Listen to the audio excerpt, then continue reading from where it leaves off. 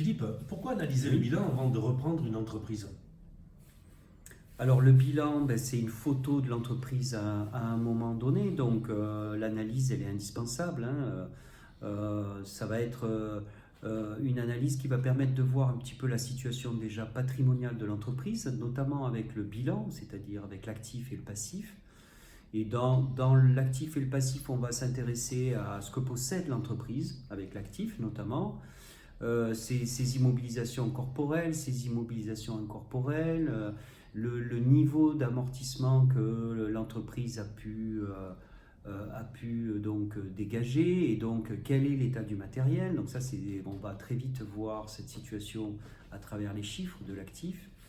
On va s'intéresser par exemple au stock, à la trésorerie. C'est là aussi plutôt bon signe si une entreprise a de la trésorerie sur ses comptes.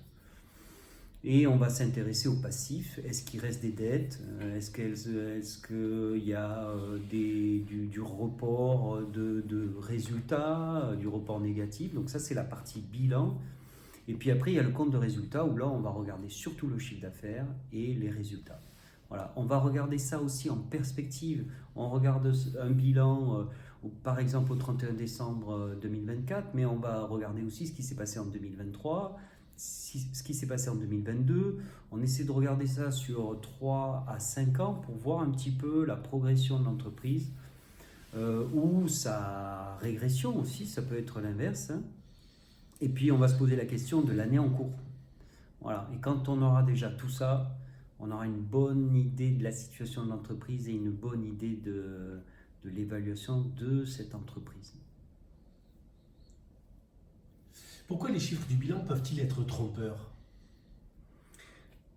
Justement, là, il va falloir s'intéresser quasiment à tous les postes, et l'aide du comptable côté acquéreur peut être précieuse, parce qu'en fait, le vendeur étant face à face avec son propre comptable, bon, il a ses propres informations, mais le comptable de l'acquéreur va déjà nous donner une perspective, et nous, en tant que consultants, on va aussi regarder une dimension que les comptables n'en regardent pas, c'est-à-dire en réalité, qu'est-ce que vaut véritablement l'entreprise sur le marché.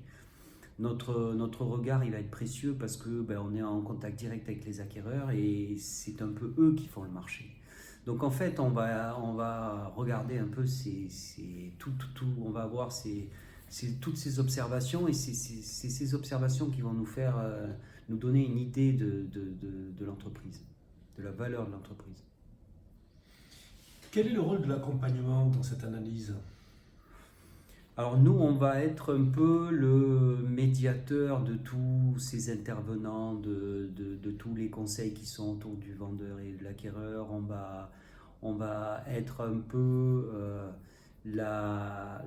comment dire, le thérapeute entre guillemets, et on va apaiser un peu toutes les tensions qui peuvent se dégager d'une session. Et donc on va parler au vendeur, mais aussi à l'acquéreur. Donc on va être un peu le filtre, le médiateur, mais on va être aussi entre le comptable de l'acquéreur et le comptable du vendeur, entre l'avocat de l'acquéreur et l'avocat du vendeur.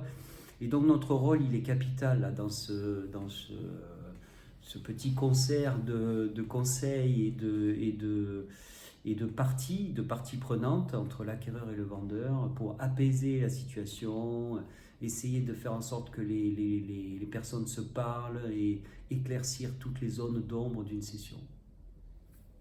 Merci Philippe.